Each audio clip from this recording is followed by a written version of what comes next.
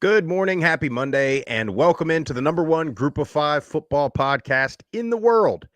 This is the Group of Five guys. Our mission is to be the voice for the Group of Five football programs that the mainstream sports media absolutely will not be. We need everybody's help to do that. Follow us on all the social media platforms at Group of Five guys. Go to YouTube, Apple Podcasts, Spotify, wherever you get your best podcasts. Subscribe to the channel. Leave a 5-star rating and a review. Tell your family and friends all about us. Or you can download the Varsity app by Learfield. Listen to our show on there for free. On this episode, boy, did we have a hell of a weekend in the Group of Five, ladies and gentlemen. We're going to talk about all that. We're going to talk about every single Group of Five game that happened on Saturday. We got a bunch of voicemails, all kind of stuff. Hope you enjoy the show.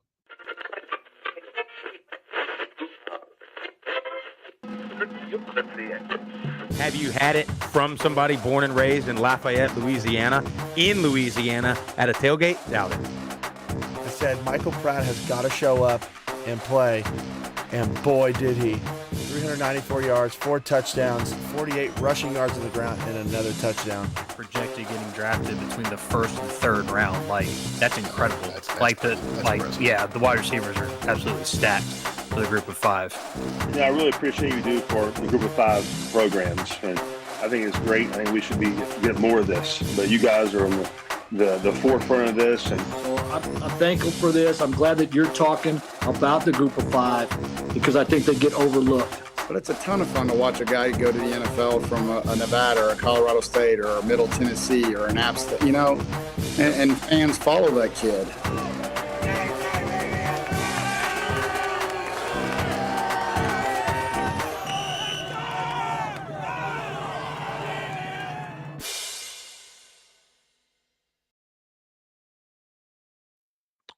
What a weekend it was, Jeff. What a weekend it was. We got 4 of them. Should have got a couple more of them. Left a lot on the table. Left a lot on the table, which I'm real sick of, by the way. I'm getting and we almost left all but one of the 4 we got. We almost left those on the table too. But I mean, 4 Group of 5 wins over Power 5 wins. And I just need to address the elephant in the room because the Twitter sphere was on one yesterday. I mean, isn't it funny the way that the goalpost moves? Isn't it funny?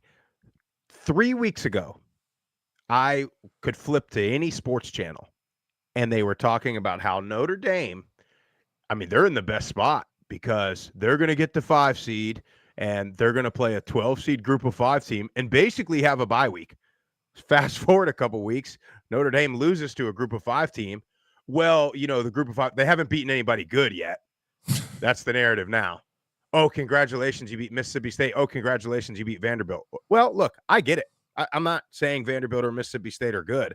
But what I am saying is they have the mighty patch on their chest that you're going to celebrate everybody in the SEC's tough schedule when they beat both of those 2 teams. So, I mean, again, it's just baffling. And then, of course, the arguments come again. We saw what happens when they put the Group of 5. Look at Cincinnati. Yeah, bro. Then don't ever put anybody else in the playoffs ever again because they've all lost by 3 touchdowns. There's nobody that hasn't. Alabama's lost by 3 touchdowns. Ohio State's lost by 3 touchdowns. Clemson's lost by 3 touchdowns. So, I mean, I'm getting to be real sick of it. No, I am too. And Josh Pate, tweeted again out that they're not playing for trophies, they're playing for access. Well, yeah, everybody's playing for access. Everybody in the country is. In every single tournament, every single bracket, whether it's college basketball, whether it's FCS, whether it's this new playoff, yeah, everybody during the season is playing for access. That's what you do. You play for access, you get in, and then the chips fall where they fall. Play the game, settle on the field, because like you said, Sprouse, it doesn't matter who's playing these games. Multiple top programs in the country have lost by 3 or more touchdowns. I just don't understand what they're, I don't know if it's afraid is the right term, but like, why are you so opposed to letting the Group of 5 have a shot? Like, this is what the underdog story. This is what this country was founded upon. Why all of a sudden now is it just got to be, we just got to have the, the top dogs, the elites are the only one that should get access because why play the game? Well, I'm glad that America didn't have that thought process back when we decided to start our own thing this side of the pond. Thank God for that. Yeah, back when we were tossing tea into the harbor, Jeff. That's right. And I mean, but the funny part about it, what I don't understand is this, and I think Josh Pate in particular is in the camp of we don't need anybody. Like I think he's legitimately in the camp of let's take those 10 to 12 and them do their own thing, which I'm good with that. You want to take Alabama, Georgia, Texas, Ohio State. I personally think it's more like 8, maybe not even. Yeah. I think it's more like it's always 4, and then there's like 2 or 3 others that any given year can do it. It's year by year, but it's not sustainable. If that was the case, I'd be perfectly fine with it. But I mean, here's the part: that if the Group of 5 team is going to get what everybody thinks, they're going to get the 12 seed, and they're going to get blown out by the 5 seed. Whoever it is, which I saw a lot of projections, and they have Alabama as the 5 seed right now. Well, Alabama just went to Wisconsin in the Big Ten and beat them by 32 points. Smoked them. So my question is, which 12 seed is it going to be that they think can win these 4 playoff games? Because that's been the argument. Well, sure, they might win 1 game, but they won't win 4. Okay.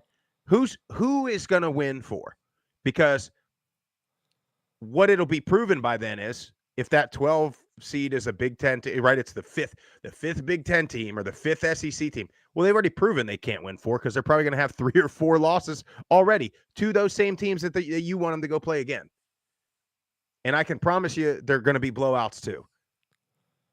I would bet everything that I own, which is not much, that there's going to be more than 1 blowout in this 12-team playoffs, Group of 5 or not. I would bet everything I have that that's going to happen. Maybe a national championship again. What's funny about it too is it's like, originally it was don't even have a Group of 5 team in the playoff because they're never going to win. And then now it's like, well, they might win 1. So they're conceding that it's possible because of what has happened over the last couple of weeks. So they might win 1, but they can't win 4. Well, you know what that appearance does for a Group of 5 program? That's what they don't get. This is what it is. It's the building block of being able to garner more resources, being able to have that experience on that big stage, making the playoff. What it does for your university, it does so many things. And this is always like my gripe is you have these teams in the SEC, the Big 10, the Big 12 that really don't do anything year in and year out. But they're sitting there collecting this check, right, which is like sometimes in some cases like 10 to 20 times more than the TV payout that Conference USA or the Mountain West gets. Like larger. I mean, I think the SEC is like 100 million, something ridiculous. And I think the highest Group of 5 is the American at like 7 million per team, something like that. Maybe 9 million. I can't remember the exact number, but the point is, look what some of these Group of 5 programs have done with $2 million a year TV contract, while these other schools are getting $100 million and not improving their program, not improving the university and getting better and being able to win big games. It's like give an App State money like that. Give us I know South Florida has a lot of money, but give us South Florida the resources like that. You know what I mean? Like. And see what kind of damage they can do after 5-10 years of having all that money coming in. Because I guarantee you they're going to do more with it than the Vanderbilts of the world and frickin' Iowa State. Mm-hmm. Well, and one more thing. I know we got a big show we got to talk about, and I'm just waking up mad again, per usual. But, and Jason Candle said it after the game. Said, this is the team that tries to recruit our players directly off of our roster, and they have the SEC resources and money, and you still lost. And then nobody wants to admit, like, So Vandy and Mississippi State are the only wins, because Kansas was ranked. Yep. UNLV beat them. Oregon is one of everybody's favorite to win the whole thing. Yes, they didn't lose, but Boise went blow for blow and should have won if they would have handed the ball to Genty 3 more times. Florida State, look, now here's where the goalpost moves, right? Georgia Tech beats Florida State by a last-second field goal. Rank them. Boston College beats Florida State by 3 or 7 or whatever. Rank them.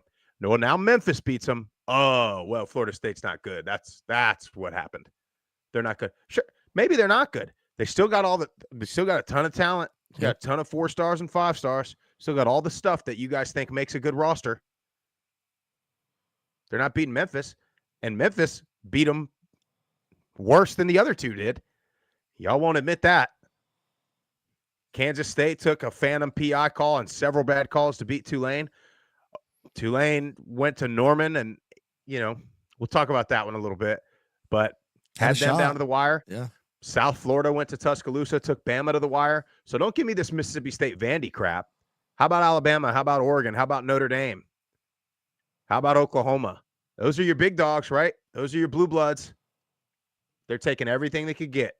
At home, by the way. Not on a neutral site. Not on the road.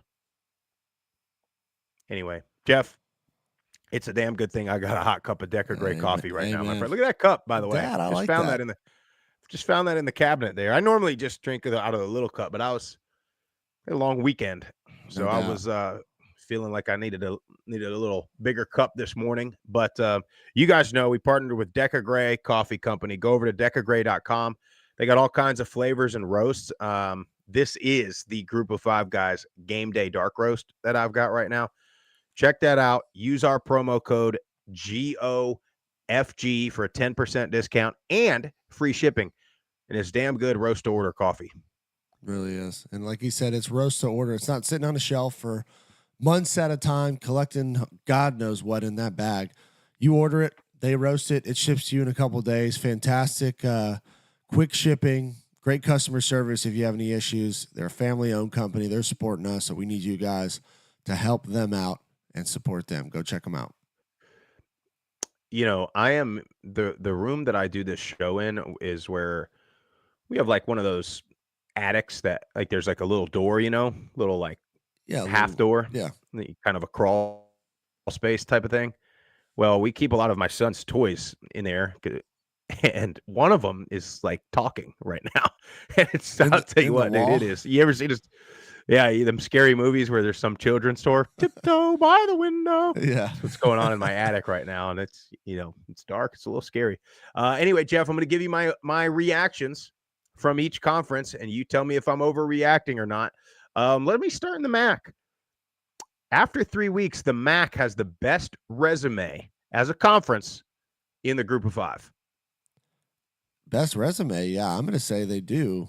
With the big wins that they've had. I mean, and not just big wins. Obviously, Notre Dame was ranked number 5, and NIU got that done. But, I mean, Toledo is dominating Mississippi State is another great one. And then there were some close, we had some close games in week 1 and week 2 that were with some big programs. So I'm going to say as far as Bowling Green, I'm going to say, yes, they have the most impressive resume as a whole, but they do have some bad ones. Kent State. Yeah, bad. 71-0. Well, that's a rough one. Well, see, and that's the perfect example, right? Everybody's pointing to that game. This is what it's supposed to look like when the SEC plays the MAC. Okay, well, you have maybe the 3rd best SEC team this year. Hopefully that don't last, by the way. Boy, Jeff, we are going to be in a lot of trouble if the Volunteers end up good. They won't. You got arguably one of the best teams in the SEC and one of the worst teams in the MAC. And they're using that game. But now you take one of the best teams, Toledo, one of the worst teams in the SEC, and it goes the opposite way. Again, I just wish these idiots would admit that there's 2 or 3, maybe 4 teams in every conference. I'll give the SEC like 5 because they added Texas and Oklahoma. But everybody else is just the same, man. Mountain West Conference, Jeff, here's one. I like this one. We talked about them last week a little bit. San Jose State is a contender in the Mountain West. What do you think? I need to see more. Their schedule is really going to start getting a lot more difficult coming up. And I'm, shout out to them, their new coaching staff, and their players for coming out and being 3-0. But you beat Sac State, who's a great FCS program, no doubt. Beat Kennesaw State this week. They were an FCS program last year, but you got the win. Then you beat Air Force. Normally, I'd say that was a really good win in week 2, but Air Force is struggling. They're not the same team they've been in years past. But shout out to San Jose State, doing a great job. I didn't have them. I had them at 2-1 at this point. So the fact that they're 3-0, good for them. But their schedule starts to get tough. I believe they play Washington State this week. So I think we'll find out a lot more about them. So contender, not quite, but I like where they're at. Yeah, well, Ken Niumatalolo, we talked about that. I wasn't even going to pretend to say that name. It was pretty good, wasn't it? That was good. He's gonna. We talked about it in the preseason. He's gonna resonate well in that part of the country. He is. And we know what a good coach he was for all the success he had at Navy when he was there. So look out for them. QB Emmett Brown, big time weekend for him. In the top 20 in the country. Yeah, in the American, Twitter thinks these are not overreactions. Is Jeff Traylor on the hot seat? Okay, not on the hot seat. Is his seat warming up? I think to the irrational fan it is. I think, look at what they lost a year ago. And not just, we said this going into the season, they didn't just lose like their top players. They lost the players, the group of players that built this program to what it is. You're going to have a drop off. That's just going to happen. Now, losing to your rival the way you did, that's rough. That hurts, right? And then you play Texas, and then again, get drubbed, but that's Texas. Yeah. Their offense is not what it's been, and they got to figure out a way to start scoring some points. I think you'll start to see, them get it together. They got to figure out the quarterback side. So I don't think that Traylor's seat's warming. I think maybe to the irrational fan, possibly. But there's another name you got on there, Sprouse. Yes, that, I do. I think what about it's getting warm? Just give me your thought. If I say to you, Charlotte, I mean, what goes through your mind with these guys? I mean, I love Charlotte. Charlotte is one of the places we went, and this was during COVID, and had such a great time. Super underrated. Their fans and their student sections show up. The Normulence is out there week in and week out whenever they have a home game, having a great tailgate, having a great time. And we were big fans of Will Healy. And I get that they felt like they needed to move on, and they get Poggi in from Michigan. I just don't know if he fits. He just has these antics, and they seem a little questionable. And dude, you have not performed in your tenure there. And I get it. You got the win, very close win against an FCS program. And you should be excited you get the win, but I don't know if that's the right move, kind of calling out the fans for leaving early. You haven't done much to really, have the, the skin in the game to say that comment. But they got to figure something out. It doesn't look good. And I know you can say that they have 8 or 9 starters out to start the season. Well, that's a coach's, not all of it, but some of that has to be the coach's responsibility. That coming out of camp, you have almost 10 of your starters out. You better figure it out and figure it out quick, because they deserve better.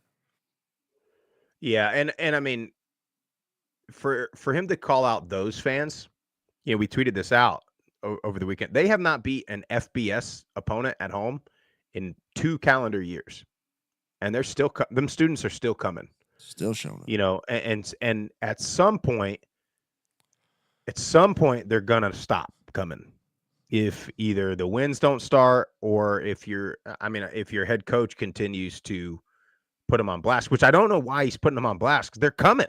You know what I mean? It's not a situation where they're tailgating and not coming to the game, and you're saying, hey, we need you in there. You make a difference, et cetera, et cetera. It's like, man, we remember what those students are like. I mean, they're getting into taunting matches with the visiting team. It was cracking. We were there. It was cracking.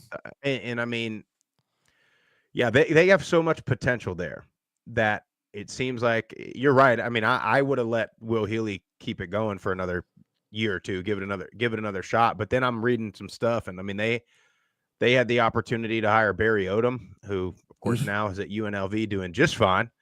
But you know, and who knows if that would have translated at Charlotte? You just don't know. But yeah, Poji's got a. Did he ever eat that salami stick? Did we ever get a review on that? No, we didn't. I gave the guy a premier Calabrese salami stick, and the guy never, you know, who knows if he might have just threw it in his office, didn't even eat it. Jeff, in Conference USA, Western Kentucky's got to go with Caden Veltkamp as QB1 over TJ Finley. He made a strong case the other night, Sprouse, against our Blue Raiders. TJ Finley goes out in an injury, and he puts up almost 400 yards passing, 5 touchdowns, was slinging it all over the field. So shout out to Caden Veltkamp for getting it done in 100 miles of hate. And TJ Finley hadn't looked great. He hadn't looked the same, the same guy that he was with Kenny a year ago at Texas State. And we were wondering how that transition was going to go. Now, Helton's track record with transfer QBs has been great. Not sure exactly what's going on there. Veltkamp's more comfortable with the system. He's been in it longer, so maybe that's something that's working for him. I'm going to say yes, go with him and see. I don't know how long Finley's going to be out for. Yeah, he definitely put on a show against our Blue Raiders. Hey, Joe Judkins in the chat. Huh? I said, is this the part of the show you want to get into our Blue Raiders? Because I know I have some things to say. No, not yet, Jeff. Hold your tongue for a minute. What's Joe Judkins in the chat said Napier to Charlotte. Boy, that would be a grand slam, absolute home run. Did they fire him yet? I don't think they had a board of trustees meeting. I saw. By the way, if you're on Twitter or Facebook, watching the show or listening to the show, go over to the YouTube. Really good live chat, some banter going on there. We're able to keep track of what's being said in that a lot better than we are on Twitter or Facebook. So go over to YouTube, check out the chat there. Shout out everybody we got in there. Zachary Branner, Joe Judkins, Matt Hardigan. Is Matt Hardigan still on a perfect streak? He may be. Did he miss one? He may. I feel like he's been at least checked in. He might not have stayed for the whole time, but he checked in. Yeah. One more conference in the Sun Belt, Jeff. The Panthers of Georgia State. Are they contenders? Man. Big win against Vandy. App not quite looking like the app we thought. Contenders, I don't know. I need to see more. From them, but that's a great win. And the Vanderbilt fans here in Middle Tennessee were so excited. 2-0. Oh man, yeah. Diego Pavia is out there. I know. Diego Pavia is saying this is the best team that Vanderbilt's had in I don't know how long. Then they go and drop one to Georgia State. Shout out to the Panthers and Coach Dell for getting it done, man. Jeff, I'll tell you who in the East is a real contender. What you got? That is go a little further east in the state of Georgia, my friend. I agree with you. JC French hasn't turned it over yet, buddy. I mean, that's such a big key, man. We talk about it all the time. If you're a quarterback and you don't turn it over, you don't give that offense extra possessions, you're going to be in games. You're going to be in more games than if you were turning it over. It's such a big like factor in winning football games. You want to know what's really funny on that? When I was down there for the Boise State game, there were some students chanting for one. I can't even remember who, one of the other quarterbacks, wanting him to come in early in that game. And then JC French goes on a run. They take the lead. They don't win the game, but then everybody was like, oh yeah, he's the guy. Well, now he's definitely the guy. Yeah. Anyway, Jeff, I have two things I want to bring up that are non-conference related. This first one I think you can definitely answer, and we've been talking about it through our text message and everything, which, by the way, we have our group text. We're pretty spot on, I think. Like, we'll be early in a game and we'll send a text, yeah, Memphis going to win this game, or, yeah, Georgia Southern's about to come back on Boise, or whatever we're saying. Like, we're pretty good on that. But I want to say this, we've been talking about this because I thought this Thursday night, and I thought it again on Saturday a couple different times. In general, I feel like the quarterback play across the country has been suspect. But I think in particular, I said this on Friday after the Texas State game. I thought McLeod did this.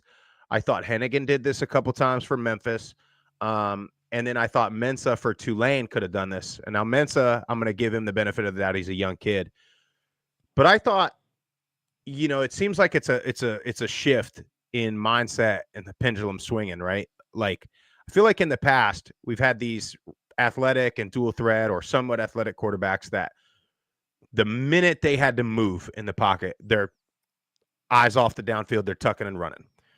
Where I feel like what I'm seeing a lot this year is the opposite, where it's 3rd and 5 and they kind of roll out, and it's like you go get 6 yards real easy with a brisk jog, and they're holding it too long, and then either having to throw it away or throw a bad pass or even taking a sack. I'm seeing. Am I wrong on that? Am I overreacting on that? Maybe a little bit. Maybe you're just seeing it more by chance. I tend to like quarterbacks hanging on to the ball. Now you got to know the situation. 3rd and 5, you got to get a first down. Tuck the ball and go get your first down and keep the drive moving. But I'm more of a fan of staying within the pocket of the quarterback like position and trying to deliver the ball downfield, because you've seen it so often in years past where it's one read, it's not there, quarterbacks chuck it and run. If you would get to your 2nd and 3rd read, sometimes 4th read, like they're the ones that are going to be open. Yeah. Could just be by chance you're seeing it a little more. But I'm okay with it. I think in the long run you're better off in that situation. That's just my thought on it. That's fair. And I have another reaction that I know. I don't care what you say about this. This is I'm not overreacting on this. I am seeing this trend. This is all over our group text too. For these offensive coordinators or head coaches calling these plays, and this is group of 5, power 4, whatever you want to call it. It's a time in the game when you just got to get a first down and you got to take the clock down. That's whether you're down, like we talked about Boise State against Oregon, 4-minute offense, run the ball, go score, ball game. You don't need big plays. You need a first down or 2. You need to take the clock down and you win the game. And it seems like every drive at the end of the game, no matter what team, their first play is something that starts behind the line of scrimmage or all the way sideways. It's a stretch run where they start in 6 yards in the backfield and have to wait until something develops for them to cut back. Or it's a freaking fast screen, which, as you know, Jeff, worst play in football. It's either a touchdown or a loss of 5, no in between. And that's always the first down play. And I swear every single time, now you got 2nd and 12, 2nd and 15, every time. And now you have to throw the ball. So instead of running 3 minutes off the clock, you run like 30 seconds off the clock. And it happened in every game that I caught the end of the game. It happened in. I don't. Why? Am I just too simple? Am I just such a simple man, Jeff? That I'm thinking I don't know why we don't go double tight end, put a fullback in there, run unbalanced power I. You know what I mean? Yeah, I guess that the teams just feel like that they don't have the beef. Maybe they saw something on a previous play and they think that they want to try and outsmart the defense and run jet sweep going this way or throw the fast screen. There's a couple thoughts, especially when you get to a 3rd and short situation. Because there was a couple times in that UNLV game that they ended up getting it, but they went QB sneak. And I was like, I don't like this. I don't like this at all. And it ended up working out. And they were like, oh, well, we're going to review it. But they're like, you can't because there's so many bodies around. You know what I mean? So I'm with you, though. There's been a couple tight situations where you'd want them to just bang it up, run blast up the middle or something with a fullback, and they end up not doing it. I hate the toss sweep in that situation. Well, that's the one that gets me probably more than anything, because I'm okay with the play action taking a shot. But when you run toss sweep and you're starting 6 yards behind the line of scrimmage, you never have the bodies to seal the edge, it feels like. and that defensive end slides up or that linebacker shoots the hole, and then you get tackled for a loss. Yeah, well, and the other thing about the toss or like the fast screen or the bubble screen is I just hate putting the ball in the air at that point. I mean, too risky. Yeah. As far as fumbles or like you said, I mean, that Texas State one, they ran a little toss, and I think they ran it to the short side of the field too. And, Perry didn't have anywhere to go. He didn't have anywhere to go, lost a 6 or something. And then you're just, now you shrink your playbook, cut your playbook in half. So anyway, hey, let's talk about UNLV, though. They got the win over Kansas. It's a shame Kansas lost the week before because that would have been a top 20 or potentially top 15 win for them. And I'm going to be a little bit negative here on a lot of these because I think this is important. I think everybody's riding high. UNLV is riding high. Sluka, we've been on Sluka for a couple months now. They got to figure out a passing game because it can't be Sluka's feet be the only thing they have. And I don't know if there was an injury or what, but man, if Ricky White is supposed to be a top 3 or 4 wide receiver in the country, I mean, he had at least 3 drops. He had another few, he kind of jogged the end of his route, or ran the wrong route or whatever it may be. And then he had on several occasions, the most memorable one is Sluka's taken off. He's going to score a touchdown if Ricky White touches anybody. And Ricky White kind of turns around and sees Sluka, looks like, oh, perfect. He sees where he's at. He's about to make the touchdown springing block. And then he just kind of turns back around and jogs off into the sunset. And it felt like that the whole game for him. So that to me was really weird, to be frank. And then it ended up working out for him. But that clock management at the end of the first half was at some point you got to I think what happens is they get, as Jimmy Ray Stevens used to tell us in the offensive line, paralysis by analysis. And so you're sitting there thinking about what you're going to do, and then you don't do anything. And then it starts, ticking down, and they're afraid to just cut their losses and still take the timeout. I mean, there was 30-something seconds left. They should have taken it. Then it started winding down, and you should have took it at 20 seconds. You should have been okay, let's take it. We messed up. Take the timeout, cut the losses. But they just snap it with 1 second left. I mean, thank God it worked out because it won the game for them. But, man, there's just a lot of things that, yes, that's a Power 4 team, but you get to play in a Fresno State or a Boise State. That ain't going to work. Yeah. So anyway, that was a lot, but. No, I agree with everything you said. You got to figure out what's going on with the passing game, and the drops are killers because they kill drives. They kill big explosive plays.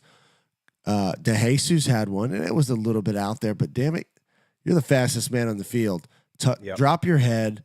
You got one hand on it. It looked like he really could have gotten 2, but he was trying to make a big play. Use your speed, son. Go get that ball. Make a big play for your team because those are momentum builders. And now, especially in this go-go offense, you get a big play. That's what these offenses need. And now they're sprinting to the ball, lining up, going while the defense is caught off guard. So you had a bunch of drops. Now Sluka missed a couple, but and people are saying, talking about his completion percentage, get it up. Well, it's you add the 3 or 4 drops in there. Yeah. Now you're somewhere in the realm of 60% instead of 50 or below 50. But the kid's just a playmaker, man. And I think they'll get the passing game figured out. Ricky White does need to figure it out. I'm not sure what's going on there. But what I love about this team more than anything is that, at one point it looked like Kansas could not be stopped. And this was for not only UNLV, but I felt like this happened in the Memphis game. It happened in the Tulane game. The halftime adjustments have been great, especially defensively. So shout out to Barry Odom. Shout out to all the D coordinators and head coaches that are like, hey, this is what they're doing. We're going to do this to counter it. And you see it slows in the second half. And UNLV, man, just hung on, got the win. Big Power 4 win, man. Big win for UNLV. You're exactly right on those defensive adjustments because, yeah, all those games. I mean, again, in our text thread, it's like, oh boy, we're getting carved up here, boys. So it might be a long night, but then to settle in, and especially with Kansas, because that quarterback was so athletic. It was. He was killing them. He was killing them there, and then he was killing them in the middle of the field. But it's a big dub, man. Shout out to Coach Marion. How about the go-go pendant on his chain? What about that guy? I didn't know. I knew he was a cool guy. I didn't know he was that cool. Memphis Tigers. I'm going to be negative again, Jeff. Something about Hennigan. Like they were singing his praises, comparing him to Matt Stafford on the broadcast. But it's weird, dude. Looks like he's moving in slow motion all the time. I mean, he completes everything, it seems like. It's one of those things that I'm watching and I'm like, man, something I'm not liking here. But Memphis defense, they're scary. I know everybody's all up in arms because we got them number 1 in the poll. I'm going to tell you right now, Memphis number 1, most importantly, they passed the test. 100%. They passed the get off the bus, glutes and calves test. No questions asked. They always been passing it. So, and now they got the guys, questionable, but they've got the quarterback that's been there for a long time. They got the offensive line. They got the running game with Anderson. They're scared. Memphis is scary now. And that's the thing is people are like, oh, well, they've won against collectively the teams are like 0-9 or 0-10. Or I was like, yeah, I get that. I do. But here's the thing. We were high on them preseason for a reason because of their roster. All the continuity that they were bringing back. And I know I was like, hey, they got pieces in the portal on defense. If they can fit it together, the defense is going to be really, really good. We know what they have coming back on offense. They are a complete team. The defense has looked outstanding, especially last week. The offense still's got to work some things out, but they have all the pieces. And when they do finally get it worked out, it's only week 3. Like that, we take a lot. I try to take a lot of this in our rankings and like watch the film, look at how they do. Hennigan's got to be more consistent. He throws a dime corner out 1 minute, and he can't hit a 12-yard curl the next. I don't necessarily get it, but the fact that they do have a running game, I was worried about that after losing their top running back a year ago. But Anderson's doing a great job. That O-line is big and physical. Memphis has all the pieces to make a run. And that's why they're the number 1 team in our poll. There's only one reason I would go back to Memphis, Jeff, and that's if there's a home playoff game in Memphis. Mm-hmm. The Liberty Bowl. Now we'll have to get a different hotel this time around, please. But we could go back. Toledo, we talked about him a little bit earlier, and Jeff, I'm going to give you talked about Tucker Gleason. He was the key in the preseason. He's got that. I hate to be cliche here, but he's got a little bit of that dog in him. He's got a little bit of that Matt Sluka in him, that kind of just, maybe I'm not the most talented, but what did you say in the preseason? He's bebopping around. He's all tatted up.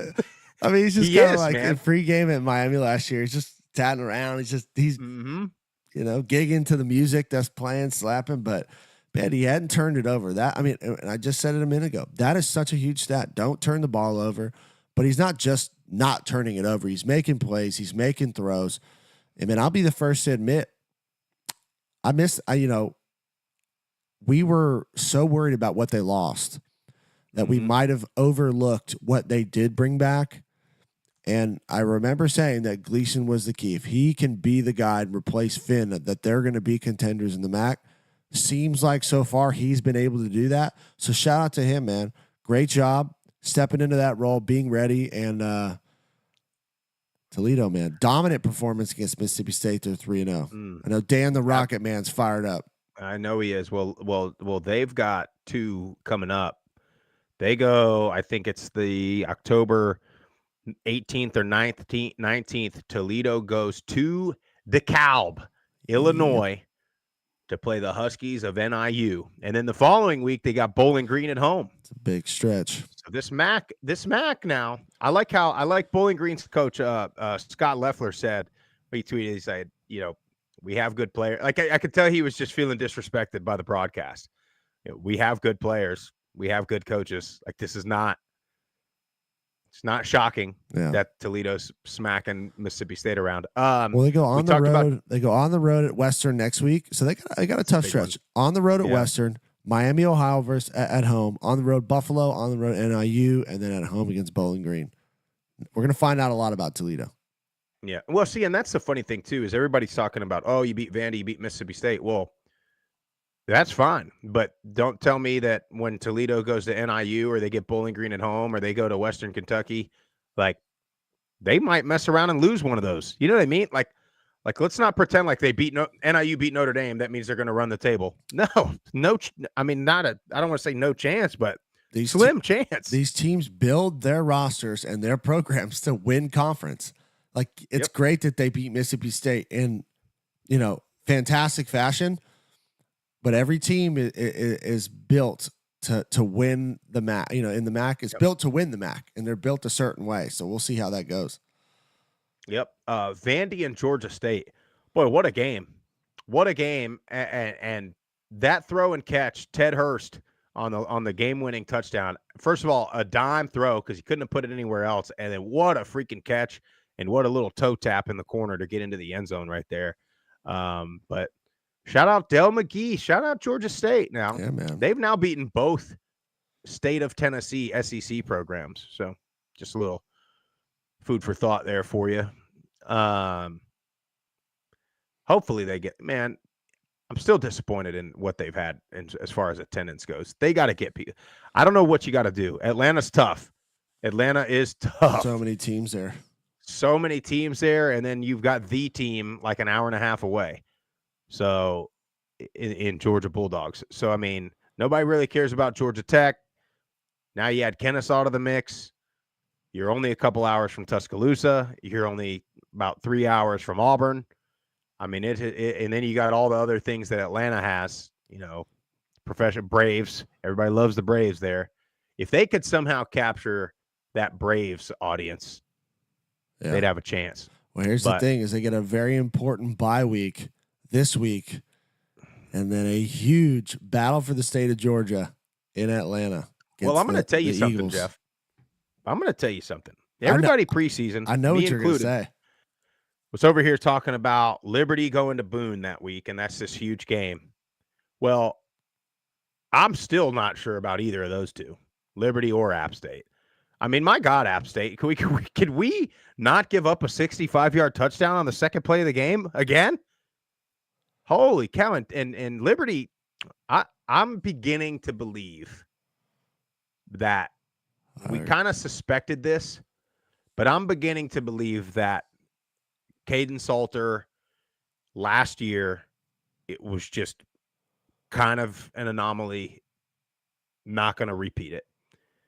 And they're winning, so it's hard to say. You know what I mean? They've won every game they've played. So what can you say? But they haven't looked great still. They haven't looked, and this is what Chad Hassan said when we had him on talking about NIL, is they have to win with style, and they're not winning with style yet. So, and I think everybody expected them to be winning that way. So, you can't knock them too much. They're winning their games, and that's what matters. But yeah, you want to see them. I think everyone just expects them to put up more points in offense, and they just haven't done that yet. Yeah, well, let's talk about some of these other games. Shula Bowl. FIU started out fast. We both liked FIU in this game. They started out fast, but I'm going to give you the game. Cam Fancher has been a turnover machine. We've talked about it. He didn't turn it over. Kejuan Jenkins, we said preseason, we said all these weeks, up until this week, he hadn't turned it over. He can't turn it over. We threw 3 picks. I mean, that's your game. Yeah. You're not going to win any games like that. And then FAU ran it all over him. Mobley, 20 carries, 134 yards, and 3 teeters. I mean, you run the ball, you don't turn it over. The other team doesn't run the ball, they turn it over. I mean, this is it's a recipe for a win. Football 101. UTSA went over to Austin. First of all, saw it on Twitter. San Antonio Spurs. I knew I didn't like that organization, the Spurs. I've known it for a long time, Jeff. I've known it for 2 decades now. I didn't like the Spurs. I've said it before. Popovich, the most overrated coach of all time, potentially. He's also completely senile. The Spurs, the San Antonio Spurs, if you know where they play, in Austin, firing the Texas cannon. Don't like that at all. Also don't like UTSA getting beat 56-7. But like you said earlier, that's a tough one to really make a judgment on. Texas is going to beat probably everybody on their schedule like that. So, although their quarterback's hurt, so we get Archie Manning. Arch Manning. It's his time. $1 million NIL. Yeah, he better show up. Oklahoma State went to Tulsa. Got away from them pretty quick. Oklahoma State seems to be a pretty good team. We got to talk Tulane and Oklahoma. I don't think that score that I put on there is correct, Jeff. I think it was 19, not 29. Yeah, it was 34-19. Here's what I want to say about this. So 34-19, so it's a 2-touchdown win. Now, Tulane line drives an extra point under the crossbar, and then they miss a field goal. Now, the field goal, I think, was a 49-yarder, so it's not any kind of gimme. He didn't shank it. He hit it good. But then they went for 2 and didn't get it, I think, twice. So there was a point where Tulane was down 5. Should have been a tie game. Yeah. If they just execute that first extra point, it's probably a tie game. And then Oklahoma scored late. Man, I think that, Mensa had a couple of freshman QB plays, but Oklahoma's quarterback was the real show. I mean, he tore him up with his feet. They were tough. Their defense is really good, but they couldn't stop that QB run. Yeah, then you get I can't think of the kid's name, but they get a targeting call. He's been their leading tackler, I think, on defense, and he gets thrown out of the game for Tulane. So you miss him on defense. I thought they went toe to toe for the most part with Oklahoma. This is a team that's supposed to be competing for the SEC championship this year. At least they're hoping to. And they got the size, they got the beef, they got the athleticism, and I thought Tulane hung with them. Mekhi Hughes running the ball 19 times for 71 yards. That's a good performance against a team like this. Lot to take from this game, a lot of victories, and then a lot of things to clean up, because good teams can't make the mistakes like you're talking about. Mensa's got to learn, and he will. But I'm still high on Tulane. I really am. I'm excited to see them get into conference and see what they start doing. Well, they need some help now.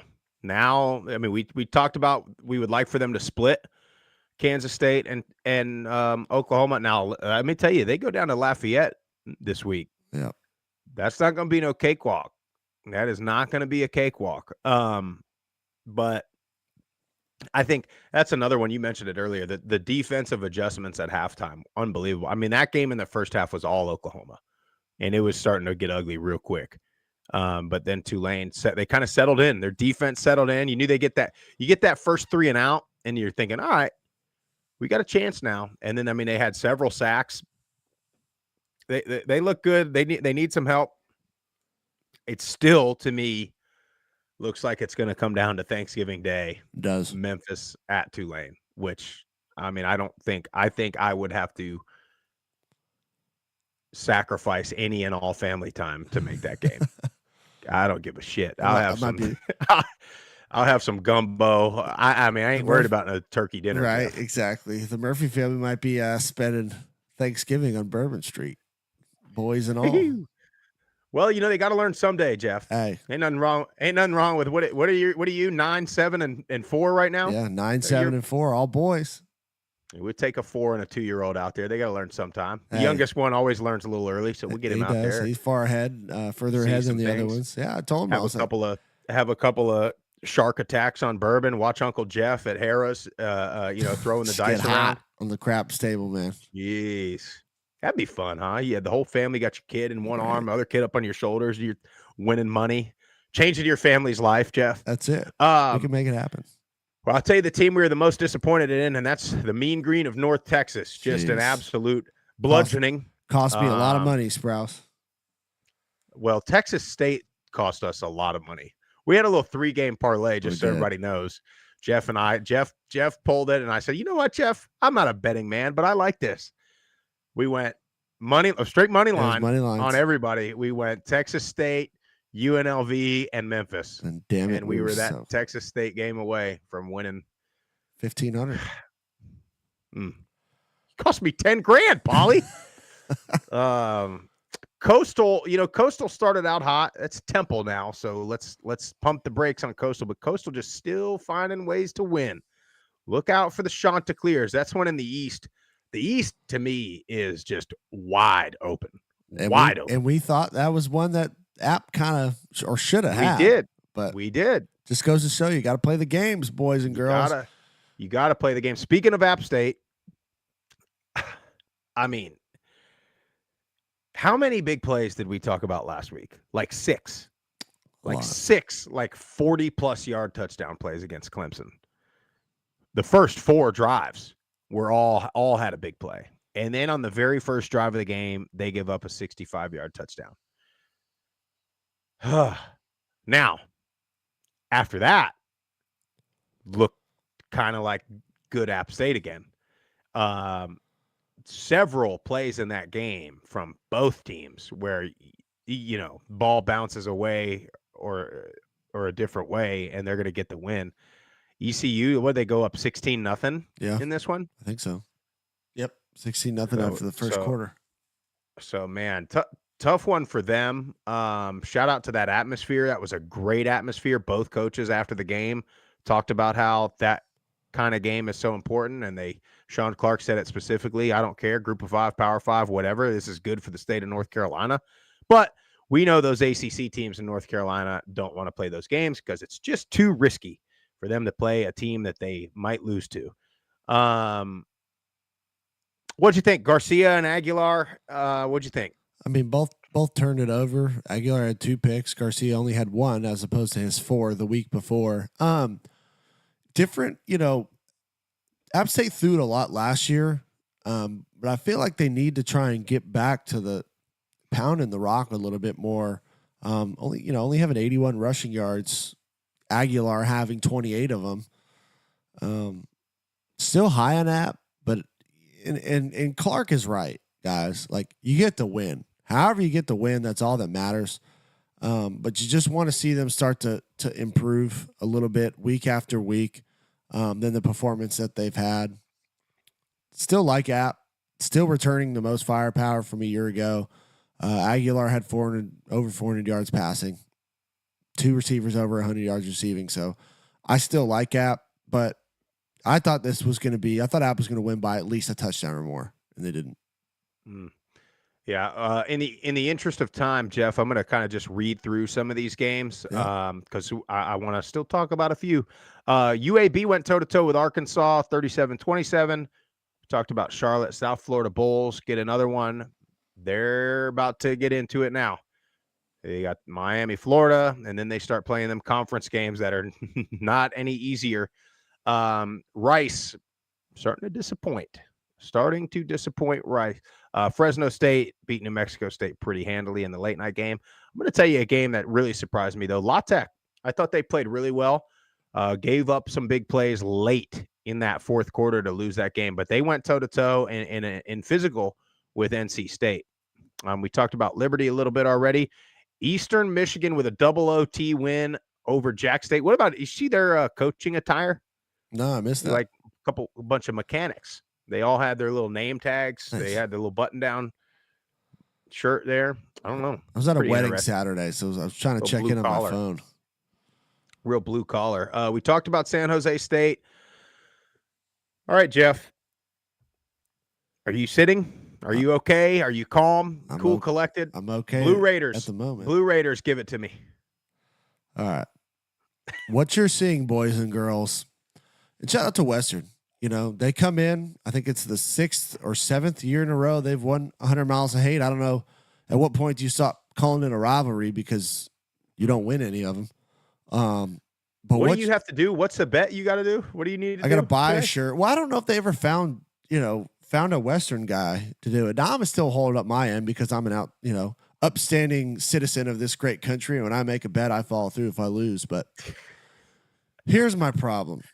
And you saw it on the X, on the back and forth. People are like, so much for a new era, all these things. And this is multi-layered, and I'm going to try and do it quick because I know we got a lot to get to. We got to roll.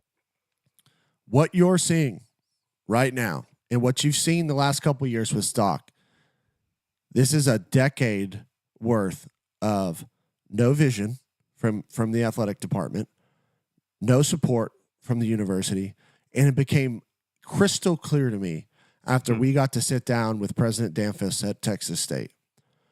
The stark contrast you have with a president that gets it on every single level, top to bottom, from a university standpoint, from an athletic standpoint, putting athletics first, driving it forward to grow your entire university.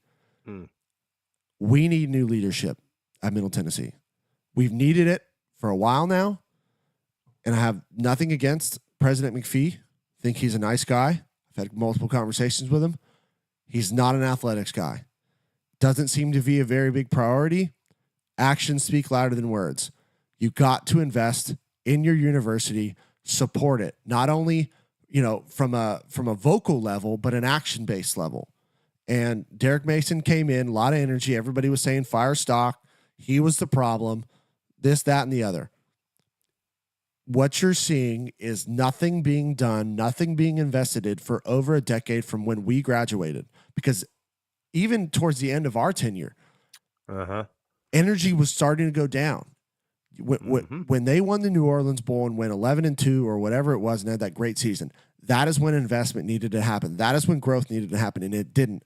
Nobody saw it. Nobody saw the vision and capitalized on that moment. And now what you're seeing is the inability to get recruits. You're playing catch up from every level, from an administration standpoint, from a university standpoint. You've kicked off the Greeks off campus, so you have no student life.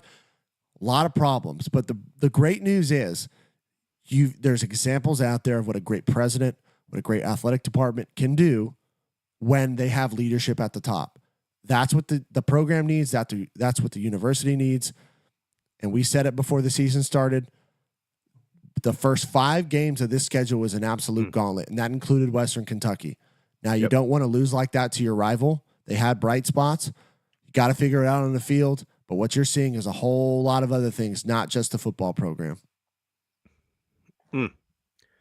I'll leave it at that because there's a strong chance. It is homecoming this week, so the boys might be back in the Burrow on Saturday. Still trying to figure that out, Jeff. I'll keep you posted, my friend. But I would love, we got to dive into that. We'll have a lot of time on Wednesday. Maybe we get more into that. Yeah. On the field, they can't block nobody, man. It's just that's what it is. Simple as that. Vadiano and Kelly had good days. Yeah, Kelly, boy, what a stat line. Sam Houston, I'm gonna tell you, Sam Houston looks pretty good, Jeff. Tennessee, we talked about that. Kent State 71-0. Miami beat Ball State 62-0. See, that's what the people only see that. That's what they think of the MAC. They don't watch Toledo or Miami or NIU or anybody like that. Central Michigan, they did okay against Illinois. They didn't just the typical, right? Yeah. Mistakes, small stuff. Anyway, Miami, Victory Bell, lost it to Cincinnati. They just couldn't run the ball at all. Could not run the ball at all. And then on defense, they allowed Xavier Henderson at Cincinnati, 10 catches, 108 yards. It's not going to be good, but big time crowd at that game. I don't know if you got a chance to see it. And then what an embarrassment. The Cincinnati team went back home to Cincinnati and took the Victory Bell to a bar, and nobody even knew what was happening. What an embarrassment. Jeez. You win against your rival. Your team takes the trophy into the bar. And you go to last year when Miami took it into Brick Street. Let me tell you, it's cracking. Looked like a wild place. Here's another team we need to start paying attention to in the MAC, and that's the Buffalo Bulls. I like the Bulls. Sean Dolak, he's been there for a long time. 16 tackles and a sack on Saturday against UMass. Buffalo, they got the new head coach. They got something now. You got something at Buffalo. Buffalo's tough. A tough place to be, but Leipold did it there, and they got a chance this year to make some noise. Ohio over Morgan State. Akron got a win over Colgate. Western Michigan, big over Bethune-Cookman. I'm about giving up on Wyoming. Yeah, they're rough. I'm about giving up on Wyoming. I'm about giving up on Air Force. They're not looking good. Wyoming, a lot of talk about a quarterback change out there in Laramie, but they just have not been able to get it done at all. San Diego State and Cal. San Diego State started out okay. I'm gonna be honest with you. I fell asleep about halfway through that one. That was a late one. Woke up to a score that I did not like. So San Diego State lost to Cal. Utah and Utah State, that was a lot better game than I expected. Utah State held their own. Great environment in that game. But again, that's another one that's people's favorite, right? So that's people think that's a playoff team. So you're telling me that Utah can win those 4 games that everybody thinks that nobody from the group of 5 can win? Get out of here with that, man. Yeah, I think their starter quarterback might have. I think he was out. Yeah, he was. But still, everybody else is there. Yeah. Yeah, well, and typically the reason you think that is up front, right? The physicality is what you're not going to be able to do. I mean, if you have a great quarterback, that's a problem for anybody. Yeah. You know what I mean? So anyway, Nevada shut out by Minnesota. New Mexico, I tell you, they looked good against Auburn in the first half. I thought Auburn was going to take another L to the other team from New Mexico. They did not. Did you watch that Colorado game? As much as it was, it's funny. You're at this damn wedding in Tennessee, and that game's on the TV in the little clubhouse because it was at a golf course. Of course, as soon as the Tennessee game starts, they put that game. I said, "Can we not switch this, please? No, this is going to be a bludgeoning." They are a weird bunch, the Tennessee. They are a weird bunch. We cannot allow them to be good. We got to root for Oklahoma, I think, is who they play this week. Is that where game day's going, by the way? Probably. I'm not sure. I was very pessimistic about if Tulane made it. I mean, it was close, but if they made it even closer, that we were going to see some questionable calls at the end of the game because it's an ESPN game, it's an SEC game, and I know game day was sitting there thinking, "Oh, we got a good one, Tennessee in Norman next week." It's just the same thing they did 2 years ago when they were 100% going to go to, I believe it was Miami at Texas A&M. And then our Blue Raiders went down to Miami and shut that up real quick. So then they pretended like they gave a crap about App State and James Madison and Troy, or App State and Troy it was. But then they put the game on ESPN+. But anyway, can I say something about Colorado State? Please. I'm getting real sick of them too because I was all for it. You had Nicolosi and you had Horton all offseason and even this week running their mouths. Colorado State this week looked like what we have the perception of Colorado. Talking all this trash. Nicolosi's doing the too small celebration after a 1-yard run where he ran out of bounds. I mean, they're talking all this trash, and then they go out there and they score 9 points. And they're undisciplined, just stupid. Late hit on the quarterback penalties. I mean, guys, I get it. It's gotten soft, whatever you want to say. But you can't – there's a difference between a targeting call that's on a bang-bang play. I cannot blame the player for those. But on a quarterback throws the ball and then you take 2 steps and just shove him to the ground, that's just stupid. That's just dumb. You know what the rule is. It's dumb, and it's costing you guys the game, and it's causing Colorado State. Again, you have a place now that's made a ton of investments. You've brought in, to me, a pretty damn good coaching staff. And you're doing stupid stuff like that. You got sellout crowd. You got a great environment. And then you go out there and you do stupid stuff. You want to talk about turning them away? That'll make you not want to come back. And you did exactly what everybody thinks Colorado does. And now Colorado looks like the damn, the blue collar team. You guys look like the freaking, trash talking, dancing, celebrating team. And now it looks really stupid because now you're not going to play them again. You're never going to get the same hype that you've had with Shador and Travis Hunter, and probably Prime's probably out of there. So you're never going to get that opportunity again. I can't really blame somebody for having a bad game. People have bad games. But that bad of a game, along with the antics, along with the stupid penalties, hate it. Absolutely hate it. Anyway. I was on You have the head. anything? No, you hit it on the head, my friend.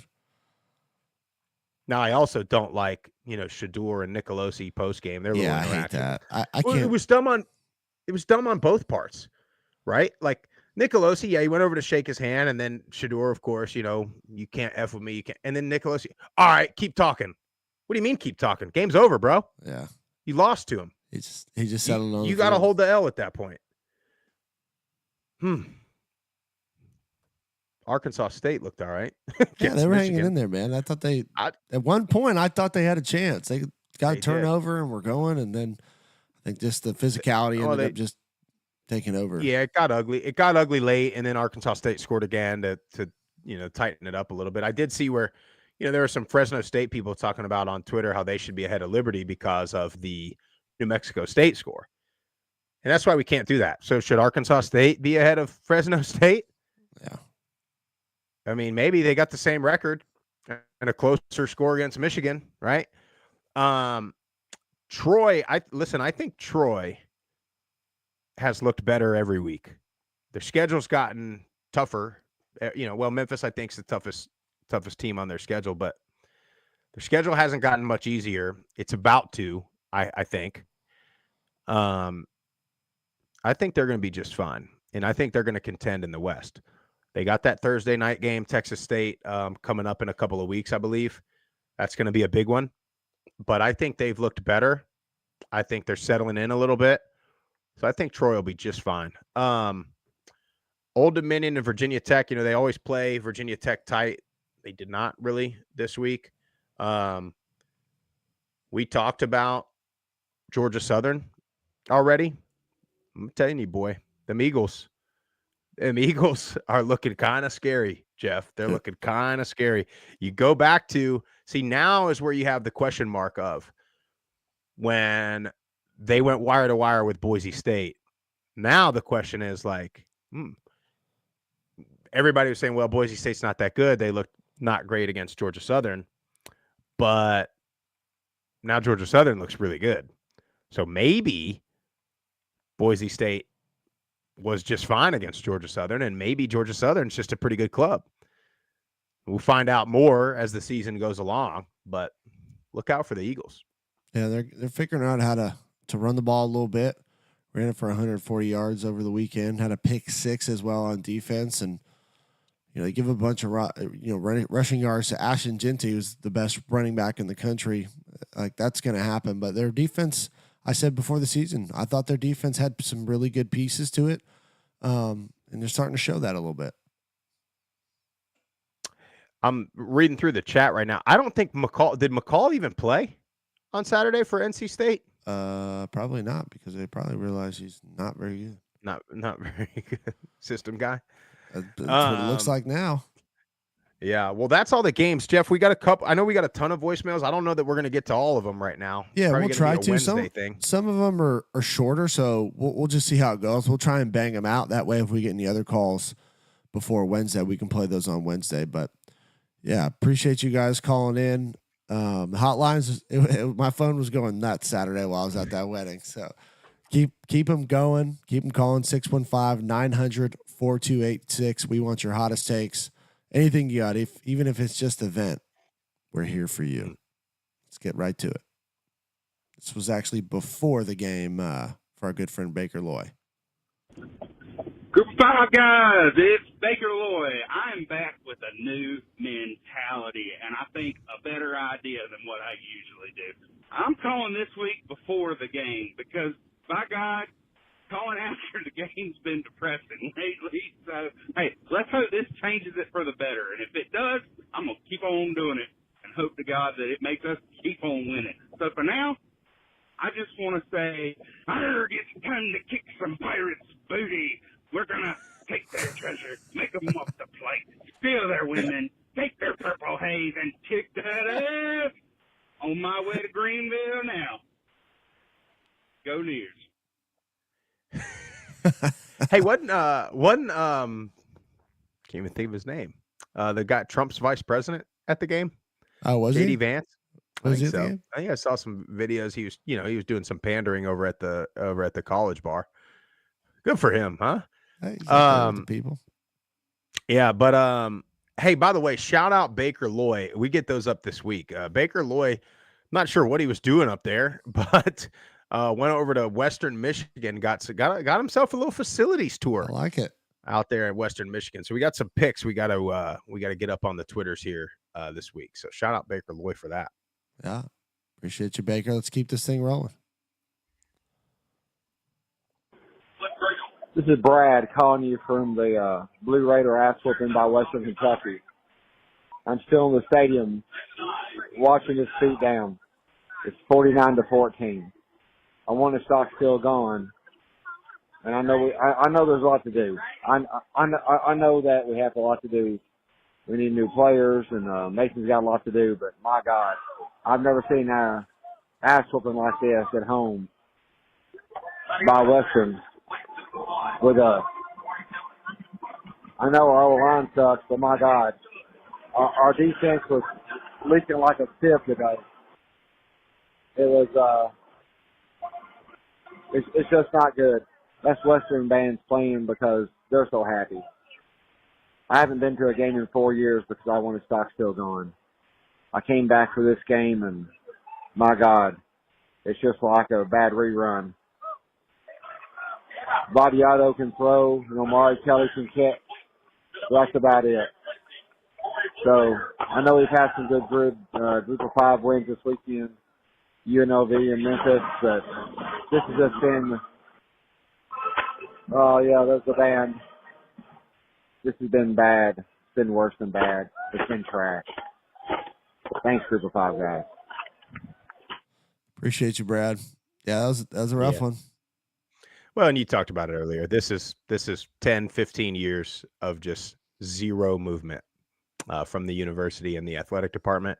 And now it's catching up a little bit. And yeah, I think Mason he's got so not only do you have a new coach, but then also the really good players that Stock did have left for the most part. I mean, you got defensive linemen starting at Miami, starting at Vandy, you lost a lot. So it'll take some time for Mason to build what he wants to build. But, I mean, I don't know. You have a toe-to-toe game with an in-state FCS opponent. You get blown out by your rival. You're about to play Duke. Then you're going to go play an old rival in Memphis, who's probably the best team on the schedule.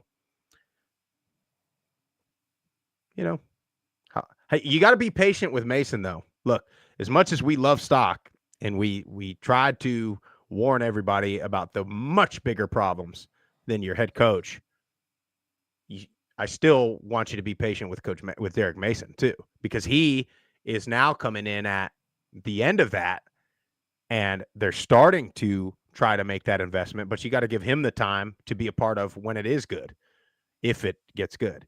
Now, the facilities are one thing, but you still have to have the vision. You still have to have the president. You still have to have the president that understands that a football program will do so much more for the community and the university than any other programs that he puts together. So, also, I'm fairly certain that I watched a video of the Raider Walk, and there was a woman holding an umbrella over our president's head and not over herself. That's what I think I saw. And I might be wrong on that. It might have been an angle, but I'm fairly certain I saw that. Meanwhile, in San Marcos, Sprouse, you got President Kelly Dampus is ice skating at 3 a.m. with the college hockey team after a 4-hour football game, tweeting, texting, posting. Some people are just built different, my friend. Wild, dude. He wouldn't have anybody holding his umbrella for him. Go to the next one. Yeah. I'm about done. I'm trying to hold back as much as I can. We held back for a long time. We did. Because we did that for Coach Stock, because we didn't want to put him in any kind of predicament. But you're exactly right. When you see the way it's supposed to be, it's like, oh my God, it's worse than I thought. Yeah. And what's more difficult about it is it's hard to grow a program. It's even harder it's a harder pill to swallow when you had what you needed to really go, and you let it just pass, and then you've let it get to this point where now it's going to be so difficult to dig yourself out of this hole to win back the fans that she once had, win back the support from the community. Like, it's just, you've made it so much more difficult for yourself. Can it be done? Yes. But damn it, if you would have just done it right the first time, we would have been so much better off. Anyways. I think they need to put something. I cannot stand the home crowd, the home side, that they don't even move throughout 4 quarters of a game. They sit there and they stand up and they clap their hands halfway on beat, halfway off beat when they play the fight song. That's it. They don't make any noise. Third down, no. Music's too loud. Big game, no. We'll sit there. Big touchdown play, I'll stay seated. I'll check. It's like they're scorekeepers. It's like you ever go to a professional baseball game, you got that guy that's sitting there, he's got the broadcast on his headphones, he's got the score, he's marking off strikeouts. That's what the home side of Middle Tennessee football games. I hate to say it, they got to go. Or you got to create a new generation of fans. And that's what they haven't done based on the president's vision of what he wants at the school, what kind of programs he's got at the school. You don't have the students. You kick the Greeks off so they don't become generational fans. Their kids don't become fans. Their kids don't go to school, join the same fraternity, go to the games. So you have the whole family coming back. It's a freaking joke. It's a freaking joke. We got to go. We got to move on. But amen. I'm about to get going, Jeff. Easy, big fella. Let's get to the next voicemail. Group of 5 guys, Josh Bevel here, calling in from my way back home from the borough. Good victory. Georgia Southern fans are still kind of entitled brats, to be honest with you. I had a couple fans that they were wanting, on Twitter, and some in the stadium were already calling for Coach Helton to be fired. You're 2-1. Your quarterback has to turn over the damn football. What are we doing? I mean, Georgia Southern fans, honestly, the majority of them are good. But there's a select few out there, might be the dumbest individuals I've ever seen in my entire life. But with that being said, O.J. Alder looked good. Tyler Fromm finally gets in the end zone. Who would have thought in your red zone you throw it to a guy that's 6'5", 250? Who would have thought? Not me. I mean, good gosh, you finally use him in a damn game 3, but glad he got in the end zone. J.C. French, no turnovers through 3 games. Man, you gotta freaking love that. You got Ole Miss. Holy cow, you got Ole Miss. Ole Miss top 5 team. I believe it's a 30-point spread right now. Hook it. Eagles are going to cover, baby. We're 3-0 against the spread. Good team wins. Great teams cover. South Carolina State is a better team than everybody thinks. Their quarterback is damn good. I played high school football with their running back, and he's damn good. But with that being said, I don't have much. Not a crazy game. We took care of business. Good 3-phase game. Except you missed 1 kick, but hey, it happens. But now, with the Pac-12 doing all that with Boise State and other schools, are y'all the group of 6 guys now? But, Georgia State, great. They beat Vanderbilt. There was about 100 people there. So screw you, Georgia State. We'll see you in 2 weeks, baby. He's right. He's right about a lot of that. That's going to be a big game. It is going to be a big game. Well, he's exactly right. Tyler Fromm, I want to address because we talked about that in the spring. It's your red zone target that you haven't had. I think he had 4 catches, 30-something yards, and a touchdown. Ain't a bad tight end line. Not bad at all. No, they did a good job, and that game's going to be big. I didn't realize they played Ole Miss in between those, so that's keep an eye out for that. Let's get to our next one. Yep. Hey boys, he's right on Twitter. Oh man, what a ball game yesterday. The defense finally showed up and played their tail off. I think I heard ECU only got into the red zone twice in the whole game. We finally forced a couple turnovers. That was good to see. We needed that. A couple notes from the game yesterday. Overall positive. Joey's got to stop throwing off his back foot. Both of the picks that he threw, he was kind of falling away from the throw. I didn't like that. Also didn't like him trying to hurdle a linebacker. Maybe stay on your feet there, Joey. Just slide and live to fight another day. Defense, I think, only gave up 9 points, and 7 of them came on the third play of the game. We got to quit having that busted coverage, but I thought overall they played well. Terrible no call on the cheap shot they took on Michael Hughes. Jordan Favors and that targeting call, that's gonna be tough for the South Alabama first half. But defense was flying, the tackling was good. Overall positive. A couple other things. Toledo beat Mississippi State. Georgia State beat Vandy. Charlotte almost lost to 0-3 Gardner-Webb. Love to see that. And then obviously the Memphis beating Florida State. A lot of nice scores I enjoyed looking at this morning. Anyways, we'll see you on Thursday. South Alabama. Y'all have a good one. It's going to be a big matchup. That is a big ball game. A little midweek Sun Belt action. I like it. South Alabama, good Lord. What about them, huh? 87 points. Gio Lopez was back. Hopefully he's healthy and ready to go. That's going to be a damn good game, I'm telling you. Mm-hmm. Let's keep it rolling. Boys, y'all are sleeping on the back. I swear, Toledo. Woo! After Northern Illinois last week, I mean, what can you do? There's about a 10-team race for this playoff spot, and you know who's in it. It's the Toledo Rockets. We're going to go in and do what Middle Tennessee couldn't. No offense. Come on. It's a party in Toledo right now. Go Rockets. Go Max. It's our year, baby. It's our f***ing year. Sleep that out. Peace. Love y'all. Who was that? I don't know. I didn't leave a name. Dan? I was thinking it was Dan. It's hard to tell. A little scratchy there. But, I mean, I'll admit, we've slept on the Rockets a little bit. I have. I'm ready to see. Let me get controversial here.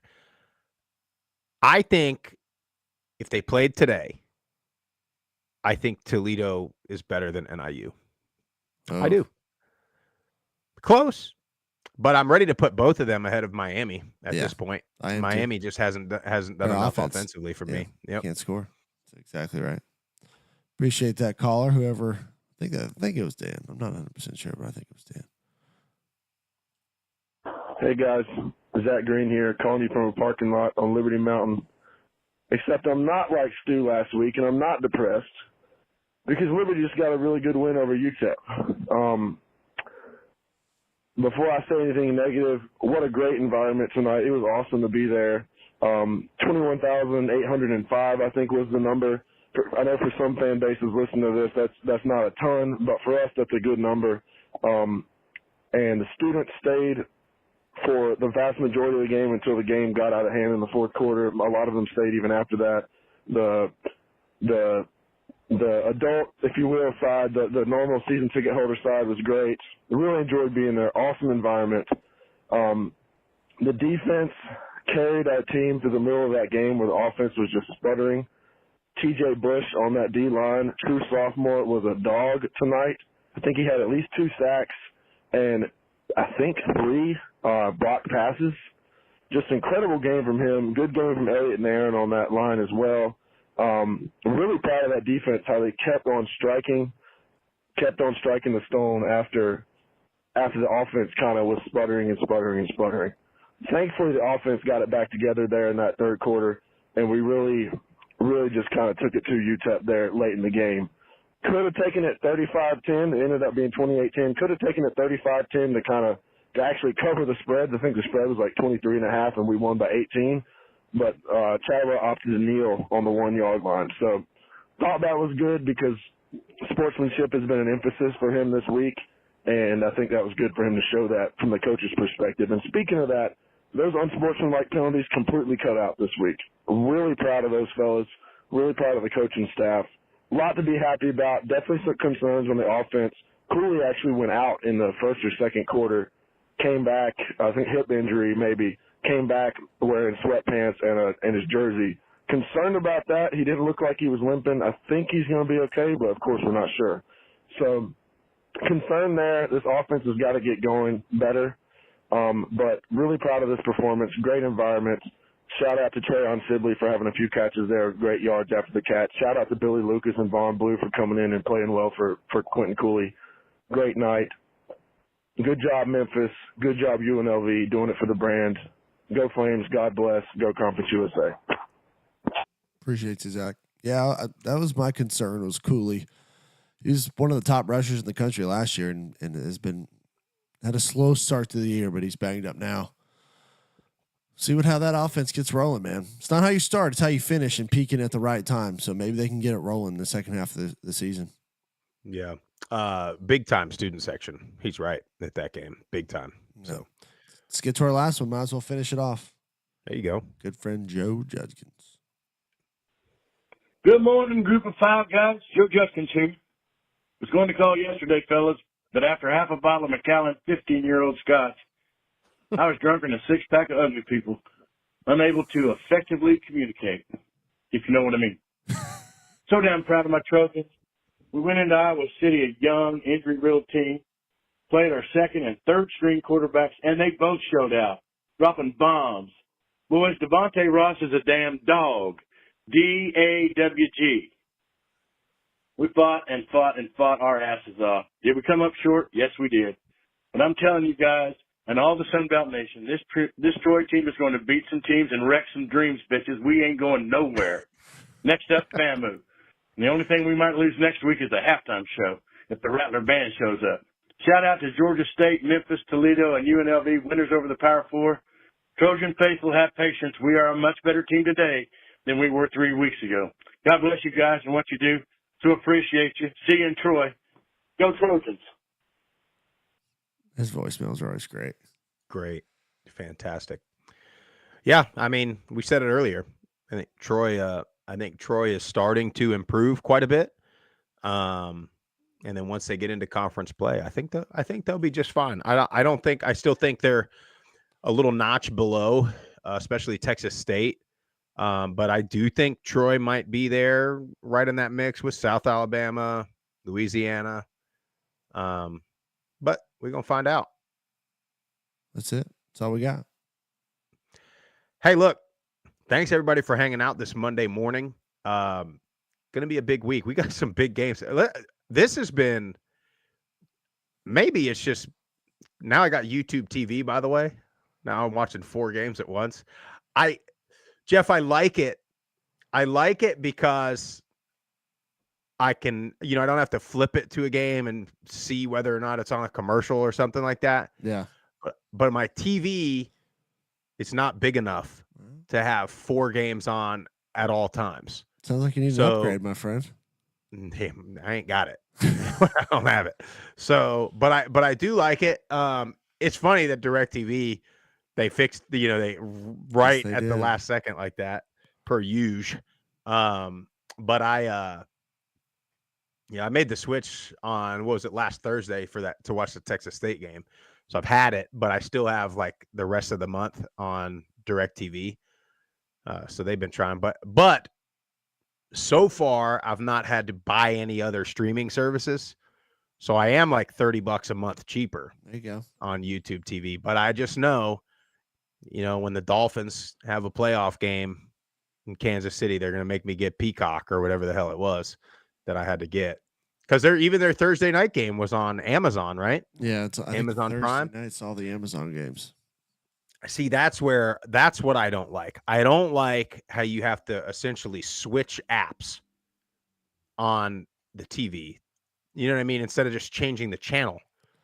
Welcome to the new world, Sprouse. Stupid, man. Just stupid. Hey, anyway, we really appreciate you guys watching and listening on this Monday morning.